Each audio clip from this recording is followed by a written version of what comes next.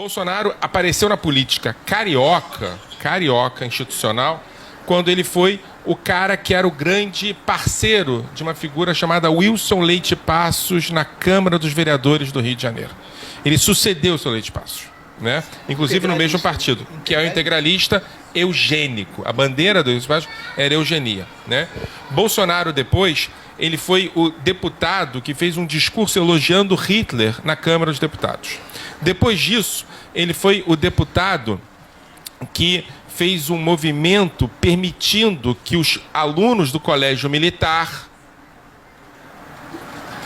pudessem escrever redações elogiando Hitler no Enem e essas redações não fossem canceladas. Tá bom? Eu tô pulando algumas coisas porque tem mais coisas. Em 2011, ele fez deu uma entrevista num programa de humor chamado CQC, profundamente racista, né, com a Preta Gil, etc. e tal, e foi apoiado embaixo do vão do MASP por grupos neonazistas etio, tá? Assim, eu não estou exagerando, eu tô, assim, carecas do ABC, suástica, etc. Tal. Depois disso, ele fez uma entrevista no mesmo programa CQC, simplesmente citando David Hume, que é um outro negacionista do Holocausto, dizendo Bolsonaro provavelmente lê muito pouco, então ele deve ler o que cabe na tela, né? E ele cita trechos inteiros do livro em que esse cara diz que houve, sim, muitas mortes de judeus, mas todos por doença. Ele falou sobre isso, né?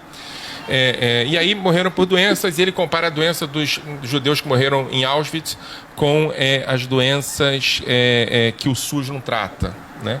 E eu podia continuar, mas eu quero que vocês entendam a importância do discurso do Bolsonaro em 2017 na Hebraica.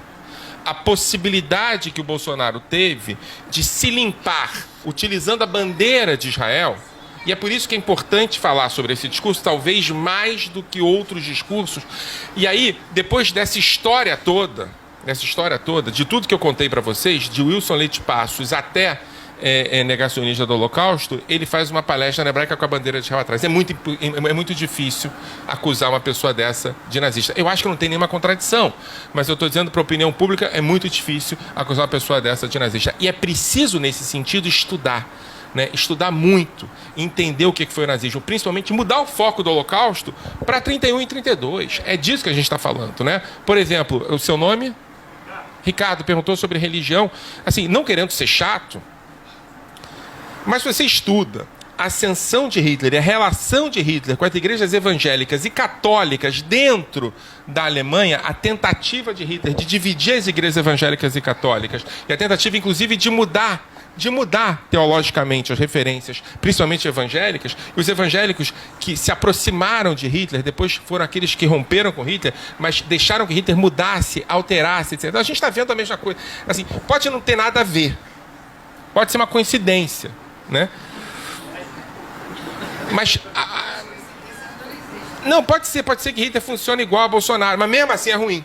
Entendeu? A única questão é que Bolsonaro foi depois de Hitler, né? Eu acho que a gente já devia estar preparado para lidar com isso.